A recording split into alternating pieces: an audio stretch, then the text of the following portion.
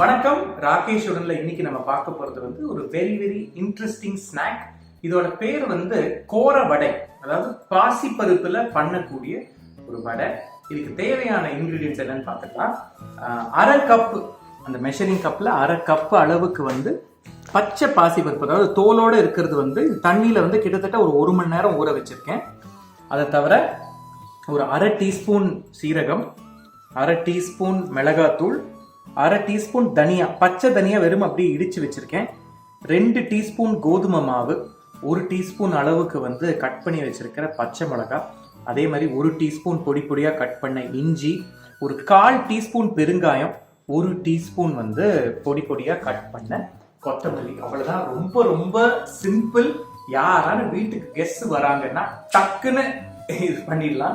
So first என்ன பண்ணணும்னா, இந்த ஊற வச்சிருக்கேன் பார்த்தீங்களா இந்த பாசிப்பருப்பு, இது நீங்க தோலோட இருக்கிறது யூஸ் பண்ணிக்கலாம், தோல் இல்லாம இருக்கிறது மஞ்சள் கலரா இருக்கிறது அதையும் யூஸ் பண்ணிக்கலாம். இதை வந்து ரொம்ப தண்ணி இல்லாம ஸ்மூத் ஆனா கொஞ்சம் குறைன்னு இருக்கும், அதை அரைச்சுக்கணும். எவ்வளவு கெட்டியமா அரைச்சிருக்கேன் பாருங்க. இதை மொத்தமா அந்த அரை கப்பு பாசி பருப்புக்கு வந்து, அதாவது பச்சை பருப்புக்கு வந்து 1 டேபிள் ஸ்பூன் அளவுக்கு தான் வந்து யூஸ் வாட்டர். ஸோ நல்ல கெட்டியமாக தான் இருக்கு. இப்போ இதுல நமக்கு அதுக்கு வேணுங்கிற உப்பு, அப்புறம் சீரகம், மிளகாத்தூள், பொடி பொடியா பண்ணி வச்சிருக்கிற தனியா, நல்ல பைண்டருக்கு வேணும் இல்லையா, அதனால கோதுமை மாவு. இதுக்கு ப்ரொபோர்ஷன் அளவு எல்லாமே it is there below the video. பச்சை மிளகா கட் பண்ணி வச்சிருக்கிறது கொஞ்சம் ஜாஸ்தி இருக்கும்னு நினைக்கிறேன், கம்மியா போட்டுக்கலாம். இஞ்சி அதே மாதிரி பொடி பொடியா கட் பண்ணி வச்சிருக்கிறது, கொத்தமல்லி. ஓகே, இது போட்டுட்டு nicely give that a mix. உங்களுக்கு வந்து இதே என்னோட இந்த ராகேஷோட சீரீஸ்லேயே வந்து அரிசி வடை நான் பண்ணி காமிச்சிருக்கேன். அதுக்கு வந்து கொஞ்சம் ப்ரீ ப்ரெப் வேணும். அதாவது அந்த அரிசி, அந்த புழுங்கல் அரிசியை வந்து ஓவர் நைட் வந்து புளிச்ச தயிர்ல வந்து ஊற வைக்கிறது ரெசிபி நீங்க பார்க்கலன்னா ஸ்நாக்ஸோட பிளேலிஸ்ட் இருக்கும், அதுல பாத்தீங்கன்னா இருக்கும். அதுக்கு கொஞ்சம் ஆனா ப்ரெப் ஜாஸ்தி, கொஞ்சம் திக்கியும் கூட. இது அப்படி கிடையாது. யாரான தலைக்கு காமிச்சிட்டாங்கன்னா, வீட்டுக்குள்ள வந்துட்டாங்கன்னா பண்ணிடலாம். கொஞ்சம் தண்ணியை நினைச்சிட்டு சின்ன சின்ன உருண்டை இந்த மாதிரி, இதுவே பெருசு, இன்னும் கொஞ்சம் சின்னது எடுத்துட்டு நல்லா இப்படி உருட்டிக்கணும் கையில. ஏன்னா நமக்கு அந்த கோதுமை மாவு ஆட் பண்ணிக்கிறதுனால உங்களுக்கு நல்லா அந்த உருட்டுற மாதிரி வரும். கோதுமை மாவு அதுக்கு மேல ஆட் பண்ணாலும் உங்களுக்கு ரொம்ப மாவு வாசனை வரும். பண்ணிட்டு தண்ணி தொட்டுட்டு நல்ல பேக்கெட் லைக் தான். நல்ல அந்த ஓரம் அப்படியே மெலீஸா இருக்கணும். நம்ம இந்த அரிசி வடை பண்ணோம் பார்த்தீங்களா, அதே மாதிரி தான். அண்ட் இங்க எண்ணெய் நான் வந்து சூடு பண்ணியிருக்கேன். சூடானதுக்கு அப்புறம் ரொம்ப சூடாயிடக்கூடாது, இல்லாட்டா வெளியில மாத்திரம் தான் குக் ஆகும், உள் வரைக்கும் குக் ஆகாது. ஸோ இது நல்லா ஃபிளாட்டன் பண்ணிட்டு put it inside the oil. தண்ணி நம்ம பூரி பண்ணுவோம் பார்த்தீங்களா, அந்த மாதிரி மேல அந்த எண்ணெயை சல்லுன்னு ஊத்தணும். பாருங்க எப்படி பொங்குது பாருங்க.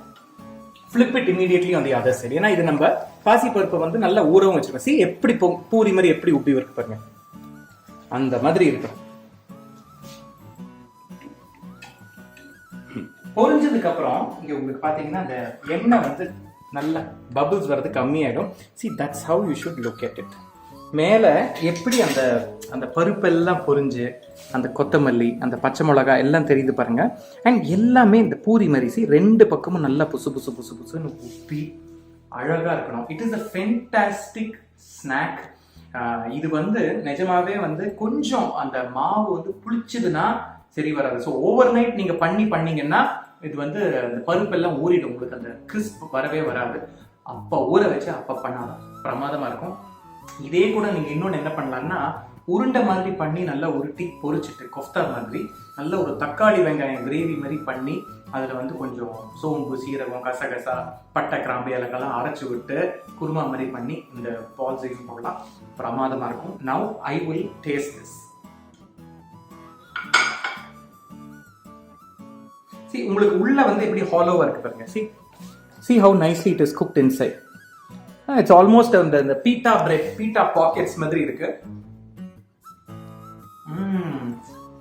Oh my god,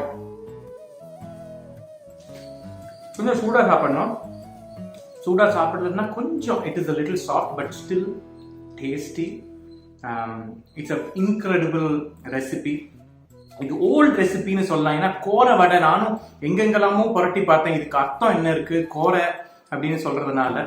பட் இந்த பாசி பருப்புன்றது வந்து ரொம்ப காலத்துது. நம்ம one of those indigenous pulses அப்படின்னே சொல்லலாம். ஏன்னா அது கோவிலில் இருக்கிற பொங்கலா இருக்கட்டும் எதுவா இருக்கட்டும், பாசி பருப்புன்றது ஒரு ரொம்ப காலத்து ஒரு பல்ஸ் அப்படின்னு சொல்லலாம். So go ahead, try this very very interesting and unique snack கோர வடை. இந்த மாதிரி நிறைய வந்துட்டு இருக்கு. முக்கியமா this is a child friendly snack. Cheers, have a lovely week ahead.